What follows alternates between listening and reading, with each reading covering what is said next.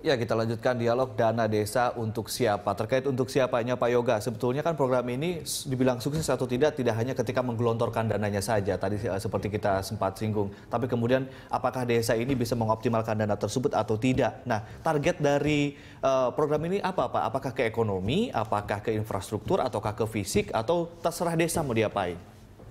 Terima kasih Mas Ade. Jadi ini memang satu hal yang kita sangat penting kan, karena itu kan kita sudah menerbitkan yang namanya Peraturan Menteri Desa nomor 5 tahun 2015 ini tentang penetapan prioritas penggunaan dana desa.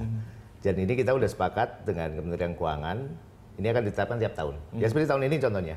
Ada hal-hal yang semuanya itu termasuk tadi. Untuk peningkatan produktivitas ekonomi masyarakat, untuk peningkatan infrastruktur, ketersediaan infrastruktur, untuk penyediaan pelayanan sosial dasar, itu kita juga jangan lupakan. Atau mungkin lapangan pekerjaan. Ya, otomatis kalau kita bicara mengenai ekonomi produktif kan ini juga generating employment ya, jadi kemungkinan lapangan kerja dan sebagainya.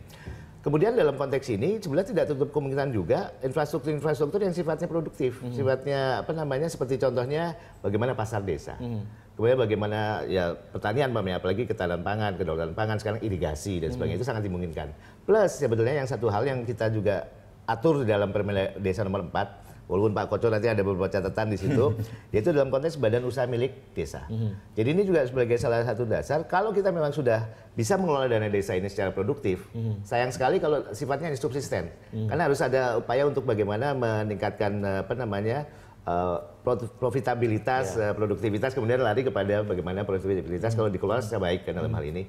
Jadi ini hal-hal yang memang sudah kita pikirkan sehingga pada saat nanti dana desa ini sudah kita atur supaya penggunaannya produktif, tapi yang jelas nggak bisa buat gaji ini. Oke. Ya, walaupun ada jadi beberapa untuk relawan atau pendamping itu juga uangnya kalau tidak salah tidak diambil dari dana desa ya? Disediakan khusus ya? Pendamping ini maksudnya adalah dua hal. Pendamping bisa dalam konteks bagaimana dia bisa menjadi konsultannya aparat desa atau perangkat desa dalam mengelola dana desa, mempertanggungjawabkan, melaporkan dan sebagainya sebagai konsultan. Tapi dia juga bisa menjadi konsultan masyarakat dalam hal ini, yang disebut dengan pemberdayaan masyarakat desa ini. Bagaimana bisa meningkatkan kapasitas masyarakat dalam mengelola memanfaatkan dana desa ini secara lebih produktif. Oke, yang gaji pendamping juga dari APBN? Pendamping kita masih komit bahwa ini dari APBN. Karena ini kan berapa dana yang sudah disediakan untuk pendamping ini, Pak? Sebetulnya begini, ini kita masih dalam proses pengakhiran yang namanya program PNPM. Program PNPM ini kita akan jadi mereka yang dari PNPM akan sementara yang available nih yang dari PNPM yang dalam 4 bulan ke depan ini dalam kaitan dengan pengakhiran. Kemudian nanti kita akan istilahnya kocok ulang ya, kita akan coba lakukan semacam rekrutmen baru dengan penugasan yang baru.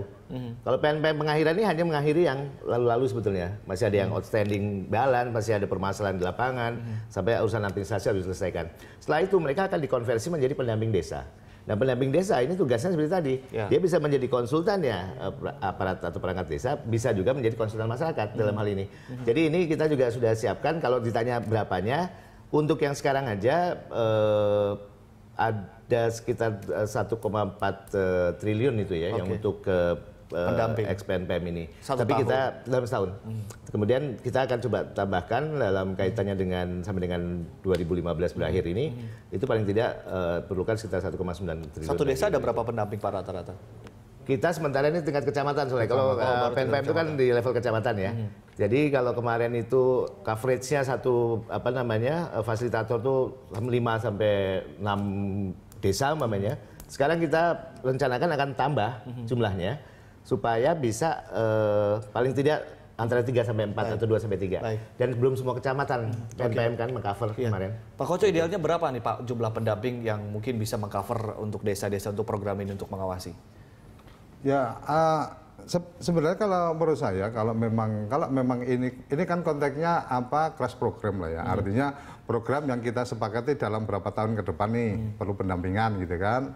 Jadi kalau memang bicara perlu pendampingan, kalau memang negara punya duit ya satu desa satu orang pendamping, kemudian setiap pendamping setiap pendamping ini adalah orang yang memang paham potensi dan karakteristik desanya, sehingga ketika dia selesai itu dia bisa menjadi tokoh untuk penggerak pembangunan di situ. Kita ingat waktu zamannya Pak Harto. Saya waktu itu masih SMP lah, sekitar itu ada sarjana penggerak pembangunan pedesaan. Jadi arahannya adalah sekian tahun Anda dikontrak jadi sarjana penggerak pembangunan pedesaan, harapannya selesai itu sudah tidak digaji tapi Anda bisa punya potensi bisnis di desa yang Anda bina.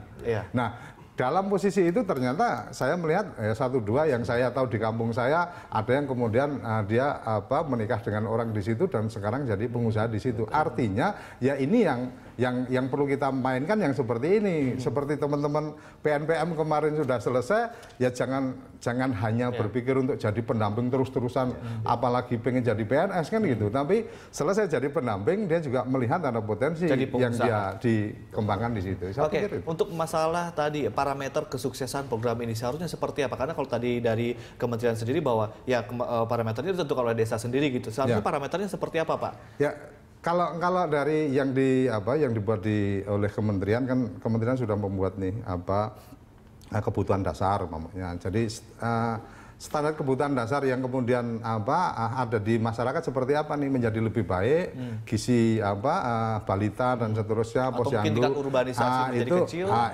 Itu kan kalau dari dari kebutuhan dasar. Kemudian yang kedua masalah pengembangan potensi ekonomi lokal. Kalau pengembangan potensi ekonomi lokal maka yang terjadi adalah apakah jadi lebih banyak orang yang migrasi atau yang ke kota-kota gitu kan, atau mereka tetap tinggal di situ mengembangkan potensi usaha yang ada di situ. Ini kan indikator-indikator itu jelas. Kemudian yang menjadi menarik menurut saya sebenarnya tuntutan tentang bagaimana desa punya sumber pendapatan asli desa yang semakin meningkat. Sumber pendapatan asli desa yang semakin meningkat, salah satunya adalah bagaimana memaksimalkan aset-aset desa secara produktif dan bagaimana kemudian membuat atau mengembangkan aset-aset baru dalam bentuk badan usaha milik desa.